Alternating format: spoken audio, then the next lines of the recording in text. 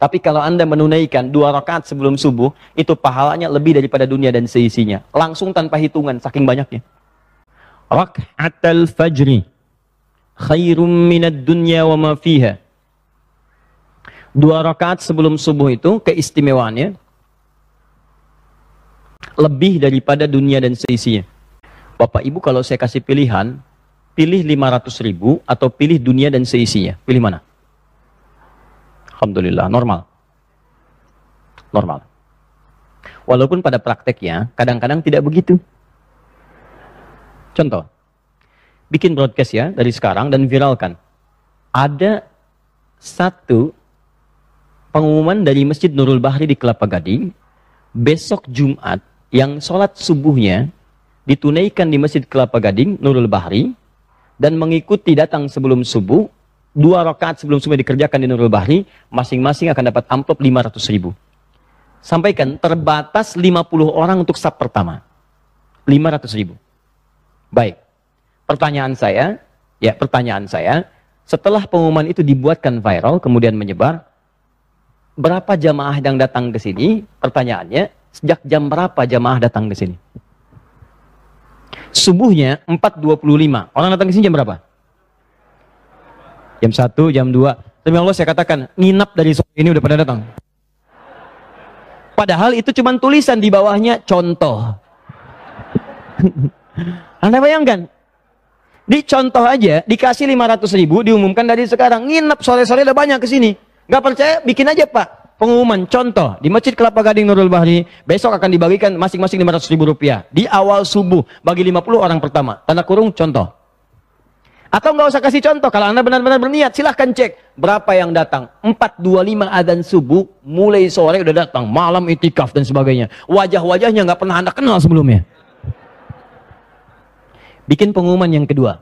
Siapa yang datang ke masjid lebih awal, di waktu subuh, menunaikan 2 rakaat sebelumnya, bahkan di masjid itu, nanti kami akan berikan dengan janji Rasulullah SAW, lebih daripada dunia dan seisinya. Al-Hadith, tuliskan di ujungnya. Pertanyaan saya, berapa yang datang ke masjid ini? Tuh, lihat tuh. Nah, sekarang, jadi Ustadz, yang dimaksudkan lebih daripada dunia dan seisi ini apa?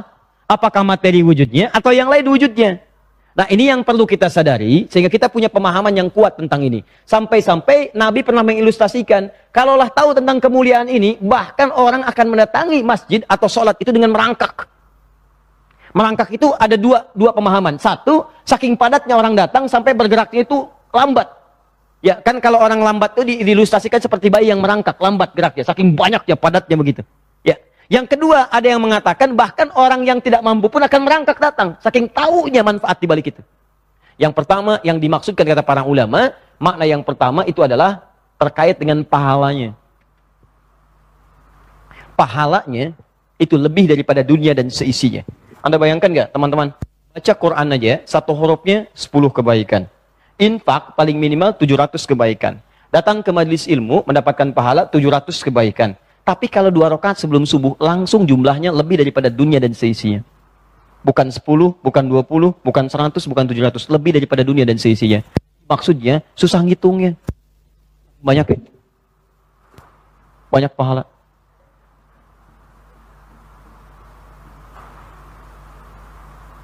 Nih antum datang ke masjid ya. Niat untuk ta'lim sholat. Baru datang nih. Datang itu udah dapat 25. Hadis Muslim. Satu keduanya 500 tahun. Dua ketiga 500 tahun. Kemudian sholat. Kalau berjamaah 27. Kalau sendirian 10. 10 itu di Quran surah 6 ayat 160. Manja abil hasanati falau asyru amtaliha. 10 itu satu keduanya 500 tahun. Dua ketiganya 500 tahun. Kalau dilanjutkan dengan ikut ta'lim. Itu di riwayatnya Ibnu Abbas radhiyallahu ta'ala anhuma. Dapat lagi 700 kebaikan. Sampai antum pulang. 700 itu dilipat gandakan, jarak satu keduanya 500 tahun. Jaraknya 500 tahun, satu keduanya. Dua ketiga 500 tahun, terus sampai akhir. Tapi kalau Anda menunaikan 2 rakaat sebelum subuh, itu pahalanya lebih daripada dunia dan seisinya. Langsung tanpa hitungan, saking banyaknya. Nah, apa pentingnya pahala ini? Kalau bicara pahala, bukan urusan dunia, nanti urusan akhirat. Itu menentukan di akhirat. Kalau nggak percaya, silahkan meninggal dulu, nanti akan kelihatan. Ya. Walaupun kita nggak bisa milih, Tapi yang mau saya sampaikan begini, pahala itu diantara manfaatnya, saat Anda kumpulkan lebih banyak, itu yang bisa menutup dosa sekaligus menaikkan Anda ke derajat surga paling tinggi. Karena rumus dosa dengan pahala itu begini. Anda dapatkan pahala, maka dosa akan ditutup dengan pahala itu. Ini di hadis Muslim, riwayat sahabat Abu Hurairah. Lihat, tu'khadhu hadza min hasanati wa hadza min hasanati. Kalau ada orang berbuat baik, kemudian dia berbuat jelek, maka pahala kebaikan itu akan ditutupkan pada kejelekannya. Ini. Paling celaka itu disebutkan langsung oleh Nabi. Awas hati-hati. Yati yaumal qiyamati bi salatin wa siyamin wa zakatin wa la taqad syatama hadza wa qadhafa hadza wa daraba hadza. Ada orang saat di dunianya rajin salat, sunahnya dikerjakan. Ini kalau Nabi berbicara nggak akan dusta, pasti benar ini.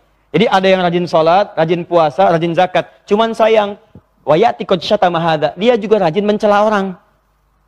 Jadi kalau Nabi katakan begitu akan terjadi. Orangnya rajin salat, cuman senang juga mencela orang. Senang juga menuduh orang, wa qadhafa hadza, qadhafa itu nuduh. Ini unik. Kalau orang nggak sholat mencela, karena dia nggak sholat. Tapi ini orang sholat, tapi bisa mencela. Mudah sekali cara orang. Mudah menuduh orang. Wa daraba hadza, senang berselisih. Nah nanti di akhirat bagaimana? Tu'khadhu hadza min hasanati wa hadza min hasanati. Kalau ada orang sholat kata Nabi, kemudian mencela orang lain, maka pahala sholatnya akan diambil, diberikan pada dia untuk menutup dosa celaannya. Misal sekarang ada orang ikut taklim nih, begitu keluar ada orang lewat nggak ikut taklim, dibicarakan. Lihatnya, iya kayak ahli surga aja ya, iya. Gak ikut taklim kayak kita ya, iya. Misal. Nah itu dua orang ketika bicara, dipindahkan pahala taklimnya kepada orang tadi. Datang yang satu bertanya, kenapa? Itu tuh orang itu, nggak nyangka ya, nyangka. Ketika Anda bilang tidak nyangka, Anda sedang menyangka, pindah pahala. Yang keempat mengatakan, alhamdulillah saya tidak Ustaz, alhamdulillah. Tidak seperti tiga orang itu tuh senang membicarakan orang lain. Nah. Itu ketika bicara demikian, pindah lagi kepada orang itu. Di rumusnya, ketika Anda kerjakan kebaikan, Anda melakukan keburukan, maka yang baik ini akan otomatis menutup yang buruk. Tutup, tutup, tutup, tutup. Kalau baiknya masih unggul, salahnya, amal solehnya tinggi, salahnya hilang, maka surga baginya. Kalau ini nggak bisa nutup, solehnya kurang, salahnya masih banyak, maka neraka untuknya. Salah dengan soleh seimbang, maka ditempatkan di Araf namanya. Bukit tertinggi antara surga dengan neraka. Nah, yang saya tanyakan adalah, ini yang paling penting nih, tolong akui dengan jujur. Siapa yang tidak punya dosa siang ini? Angkat tangan. Ulang. Siapa yang merasa tidak punya dosa, boleh angkat tangan. Saya pulang. Karena Anda lebih berhak berada di sini. Yang dosanya sedikit, boleh angkat tangan. Baik. Yang dosanya agak banyak, angkat tangan. Yang dosanya banyak, angkat tangan. Tahan, turunkan lagi. Baik, saya bikin keterangan di sini. Tabel pertama mengakui banyak dosa. Ya, alhamdulillah. Di tahun sudah berganti, tapi kebiasaan masih sama. Datang sendiri, tulis sendiri, nerangin sendiri, ngapus sendiri. Luar biasa. Alhamdulillah. Dosa banyak. Siapa yang ingin masuk surga? Boleh angkat tangan. Surganya Firdaus. Bersama Nabi. Nah, sekarang, ini memang aneh ini, aneh. Ya. Aku banyak dosa, tapi pengen ke surga. Surganya Firdaus lagi. Rumus surga itu kan pahala. Pahala itu dihasilkan lewat amal soleh. Karena itu ketika Allah menerangkan tentang surga, pertama kali dalam Al-Quran, di Quran surah kedua ayat 25, maka disebutkan iman dan amal soleh. Wabashiril ladzina amanu, berikan kabar pada orang-orang beriman itu, wa amilus shalihat, dan dia telah mengumpulkan pahala dengan amal soleh. Annalahum jannatin tajri min tahtihal anhar. Dengan amal soleh itu, maka kami siapkan surga terindah untuknya dengan segala keindahan di dalamnya. Pertanyaannya, lihat sini. Berarti untuk Anda masuk ke surga itu, Anda membutuhkan pahala.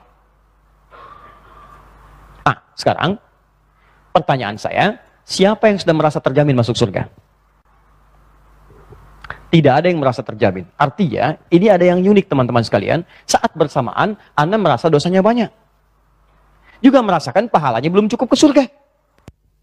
Nah, yang jadi pertanyaan adalah, kan ini dunia akan kita tinggalkan, dan kita sadar itu. Kita akan wafat. Dan itu satu yang pasti, kita nggak bisa milih. Bisa sekarang, bisa nanti. Dan tidak harus kemudian ada kejadian tertentu, kalau udah tiba ajal itu datang. Mau ada tsunami, mau tidak, kalau ajal tiba, ya tiba, meninggal. Mau ada gempa ataupun tidak, kalau yang meninggal, ya meninggal aja. Dan kita tidak tahu kapan itu. Anda umroh, harap meninggal di tanah suci, tiba-tiba meninggal di tanah kusir. Bisa di tanah abang. Ya, kita nggak bisa pilih. Tapi yakinnya kita itu pasti wafat, kita meninggal. Pertanyaannya, saat pulang itu kan kita tahu sepakat yang dibawa cuma satu, amal soleh, pahala ini. Nah pertanyaan saya, kalau Anda merasa pahala masih sedikit di sini, dan dosa masih banyak, maka bagaimana cara menutupnya? Sedangkan rumus ke surga itu kan ini mesti banyak, ini hilang. Ditutup nih. Jadi kalau sekarang kita yakin dosanya masih banyak, sementara pengen ke surga, pahala sedikit, nutupnya bagaimana? Maka dalam bab fikih ada satu amalan, ini indah sekali dalam kalimat Nabi. Maka Anda harus memburu dengan cerdas amalan-amalan yang saat dikerjakan pahalanya melimpah. Itu yang disebut dengan sedekah jariyah. Sedekah jariyah itu, sedekah itu bukan sekedar mengeluarkan uang, bukan. Jangan dibatasi dengan itu. Dalam bahasa fikih, kullu ma'rufin sedekah. Setiap perbuatan baik itu disebut sedekah. Salat sedekah, zakat sedekah. Karena itu zakat disebut dengan sedekah. Quran surah ke-9 ayat 103. Infak sedekah. Quran surah ke-2 ayat 264. Salat sedekah. Kemudian doa itu sedekah. Lakukan amalan-amalan. Tapi semua amalan ini ada rumusnya. Kalau Anda ingin mengerjakan satu amalan yang pahalanya melipat mengalir, kata Nabi, kerjakan yang jariyah. Ada thabitah, ada jariyah. Thabitah itu sekali dikerjakan seketika pahalanya selesai. Kalau jariyah dikerjakan pahalanya terus mengalir. Mengalir, mengalir. Bukan cuma menitipkan uang pada sesuatu. Anda punya 50.000, berikan pada orang lapar, berikan makanan. Begitu dia makan, tenaganya mengalir, dipakai sholat, Anda dapat bagian pahala dari sholatnya, tanpa dikurangi sedikit. Dengan uang yang sama, belikan mushaf. Belikan mushaf, berikan pada penghafal. Begitu dia ulang-ulang hafalannya, hafal, baca. Kan penghafal Quran itu pasti bukan sekali baca, akan terus-terusan. Dan tidak ada penghafal Quran, menghafal Quran cuma seayat. Baca surat aja enggak. Baca satu huruf aja apalagi. Enggak ada penghafal Quran, baca cuma satu huruf. Pahala Quran itu satu huruf, 10 kebaikan. Enggak ada penghafal Quran, baca Quran cuma sehuruf. Siapa yang infaknya ini? Itu tuh mushafnya dari Bapak Fulan. Dia mau udah banyak pahalanya, bacanya sehuruf aja. Nun, sudah. Ganti mushaf, gak ada. Dia pasti berulang-ulang. Dzalikal kitabu, sampai hafal. Itu berapa kali dia ulang, berapa banyak pahala. Modalnya cuma 50.000. Kemudian yang paling menarik, maaf teman-teman, andainya wafat, mushafnya masih ada, dipakai orang lain lagi, Anda masih dapat pahalanya. Yang paling menarik, mushafnya udah hancur, tapi orang yang hafalnya masih hidup, dia mengajar 100 murid, pahala dari 100 murid itu Anda dapatkan lagi. Berapa banyak modal? Cuma 50. Nah, ada yang tanpa modal, nggak usah bayar. Bangun Anda sebelum subuh, kerjakan 2 rakaat, dapat pahala lebih daripada dunia dan seisinya. Cuma 2 rakaat modalnya. Maka ketika dapatkan itu, nih, dosa Anda seperti apa sih? Kalau dosa Anda sepenuh dunia, sepenuh bumi, kerjakan 2 rakaat sebelum subuh. Sepanjang bukan dosa besar. Istighfar di situ, mohon ampunan, sujud dengan benar. Dan yang dimaksudkan sholat 2 rakaat itu bukan sekedar sholat. Ada nanti cara-caranya, itu yang akan kita bahas. Ada caranya, ada rukunnya, ada bacaannya, ada apa yang harus dimohonkan, apa yang kemudian harus ditepikan. Ada. Jika benar Anda kerjakan semua ini, maka diberikanlah oleh Allah lebih daripada dunia dan seisinya. Jadi kalau pahala ini diberikan, dosa Anda yang bertumpuk pada hari itu hilang beberapa bagian. Hilang. Apalagi saat mengerjakan amalan ini, Anda bertobat dari dosa-dosa yang pernah dikerjakan, termasuk dosa besar. Maka Anda berpeluang habis semua dosa itu.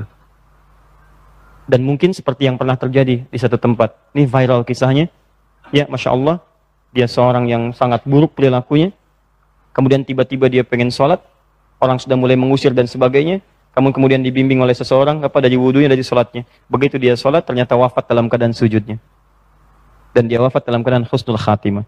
Jangan pernah nilai orang dari covernya, dari luarnya. Karena boleh jadi hati kecilnya ingin kembali kepada Allah.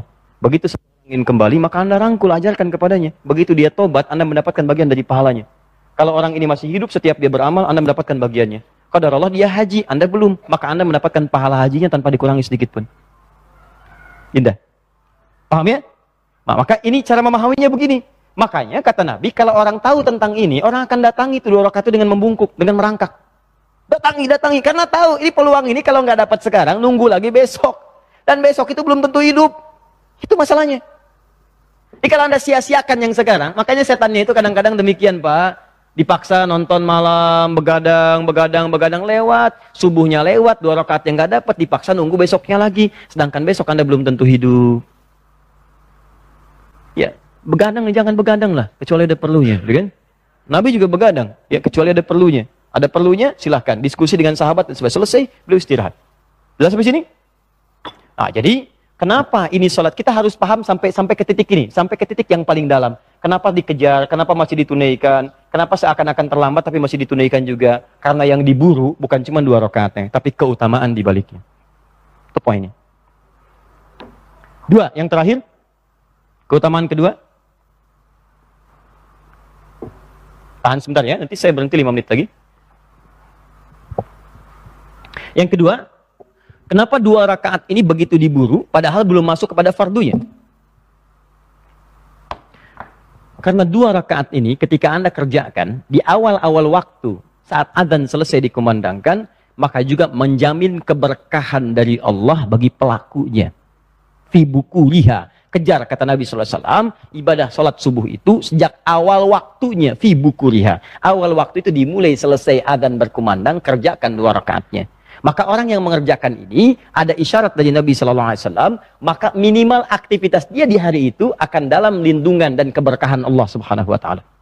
Berkah itu artinya ziyadatul khair, bertambah nilai manfaatnya. Ya, bertambah nilai manfaat. Di hari itu tidak dibimbing oleh Allah. Kalau bicara yang bermanfaat, kalau dapat rizkinya penuh dengan manfaat. Ya, maaf, kalau pakaian bisa menutupi aurat, kalau makanan membuat kenyang, walaupun menunya sederhana, tapi memberikan kenikmatan bagi pelakunya. Beda dengan orang yang tidak dapat berkah. Banyak menunya tapi nggak ada yang kemakan. Ya, pakaian banyak nggak ada yang kepake. Orang cari pakaian untuk menutup aurat, dia beli pakaian untuk membuka aurat. Aneh itu. Aneh sebetulnya. Dan yang paling aneh itu udah terbuka disobek-sobek juga. Kan prinsip pakaian itu dipakai untuk menutup aurat. Silahkan cek. Kuntilanak aja pakaiannya menutup aurat. Di film-film tuh ada kuntilanak dan sebagainya nutup. Ya. Kemudian naik delman, begitu naik delman diantarkan kemana? Pulau Gebang, kan? Nyampe di sana bayar. Begitu jauh ternyata uangnya berubah, jadi daun-daun pohon yang sudah kering. Ya, bilang tukang delmannya, dasar kuntilanak, baik lagi kuntilanaknya. Daripada Anda, bisa. Itu kisah orang-orang dulu. Nggak usah dimasukin, itu cuma selingan aja. Tapi mau saya sampaikan begini teman-teman sekalian, maaf ya, di kadang-kadang banyak logika yang terbalik. Orang pakai pakaian kan buat nutup, bukan buat dibuka. Kalau buat dibuka ngapain berpakaian? Kan sederhana cara berpikirnya. Anda beli pakaian buat nutup, bukan buat dibuka. Kalau buat dibuka, ngapain beli pakaian? Kalau cuma mau lomba-lomba buka pakaian, Anda kalah sama binatang. Karena hewan tuh lebih jagoan, bahkan risi dipakein pakaian. Silahkan Anda main keragunan, monyet pakein pakaian, risi. Kalau mau lebih tantangan, masuk kandang singa, pakein pakaian. Singa pakai sarung ya. Oh, kalau Anda nggak ditelan, coba lihat. Risi. Ini Anda mau lomba, Anda nggak akan menang. Di prinsip pakaian dipakai buat nutupin aurat. Yang paling aneh udah dipakai, dibuka-buka. Ada yang disobek lagi, ngapain dipakai? Jelas ya? Nah, ini ada sesuatu yang kayaknya harus dikembalikan kepada pemahaman yang benar. Nah, saya kembalikan ke sini. Prinsip sholat subuh itu, 2 rakaat sebelumnya, bukan hanya menghadirkan teman-teman sekalian, pahala yang begitu banyak, tapi keberkahan dalam beraktivitas. Nah, prinsip keberkahan itu bisa bergabung pada asas manfaat atau kebutuhan dalam penggunaan sesuatu. Ada orang semua yang diinginkan mesti dipakai, mesti dibeli. Ada orang apa yang dibutuhkan, itu yang diprinsip dalam kehidupan. Maka kalau Anda seperti itu, hidupnya akan enak. Haus itu butuh minum. Minuman apa saja yang halal dan baik, dia akan minum. Beda dengan orang, ada air bening, ada jus, ada, tapi minta yang macam-macam. Saya pengen buah naga yang dari Hong Kong. Oh, silahkan sana. Jelas ya? Nah, sekarang, apakah setiap orang yang 2 rakaat menunaikan ini, sebelum subuh ini, mendapatkan 2 keutamaan ini, padahal dia sudah bangun, dia tunaikan, kemudian selesai, bahkan dia nunggu subuh, apakah otomatis mendapatkan lebih daripada dunia dan seisinya, dan keberkahan di hari itu? Atau jangan-jangan dia sudah sholat tapi tidak mendapatinya? Kalau orang tidak sholat tidak mendapatinya, jangan disoal. Tapi ada orang yang sudah sholat tapi tidak mendapatinya. Ini yang berbahaya. Maka keutamaan yang terakhir, saya tutup, sebelum saya bahas bagaimana cara menunaikannya. Keutamaan yang ketiga, orang-orang yang mengejar 2 rakaat sebelum subuh ini, kalau dia sempat berdoa di dalam sujudnya, atau di satu di antara 4 posisi dalam sholatnya, yaitu saat berdiri, saat ruku, saat sujud, dan sesaat sebelum salam, walaupun itu membaca surat-surat yang ringan dan mudah, maka teman-teman sekalian, doanya berpeluang akan cepat dikabulkan oleh Allah Subhanahu Wa Taala. Terakhir, dari 3 keutamaan ini, bagaimana cara menunaikan 2 sholat ini, 2 rakaat ini, bagaimana cara menunaikannya, seperti apa bacaan Nabi, apa yang dikerjakan Nabi dalam sholat itu, setelah sholat itu beliau kerjakan apa, Bahkan redaksinya khafifatain, ringan dikerjakannya. Kalau ringan surat apa yang dibacakan, kalau ringan bacaan apa yang disampaikan, dan seperti apa cara menunaikannya. Itu yang akan kita bahas di pertemuan selanjutnya insyaallah. Ya. Nah, saya jawab dulu yang ini ya, insyaallah. Sebentar. Kecuali kalau saya teruskan dulu mungkin 5-10 menit, mau? Baik. Baik ya. Saya teruskan 5-10 menit untuk membahas bacaan apa yang dibaca Nabi dan seperti apa sholat. Singkat saja. Untuk Anda apa yang sudah saya berikan ya. Betul, ngapus saja saya lakukan. Baik, satu. Saya cepat.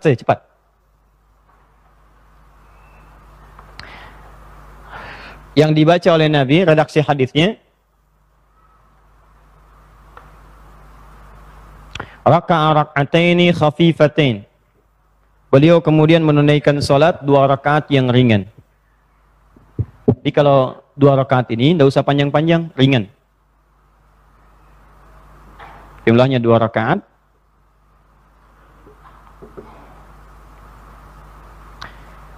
Sudah? Ukuran ringan ini, teman-teman, satu, ada 2 pandangan dari para ulama. Ringan ini maksudnya, pertama dari sudut bacaannya. Bacaan kata para ulama itu lebih ringan atau lebih sedikit ayatnya dibandingkan dengan surat-surat yang biasa dibaca oleh Nabi dalam kesempatan salat fardu. Ya. Kalau baca Nabi itu salat fardu itu rata-rata 100 ayat kan? Maka yang dimaksud ringan itu di bawah 100 ayat. Itu sama. Kok ketawa?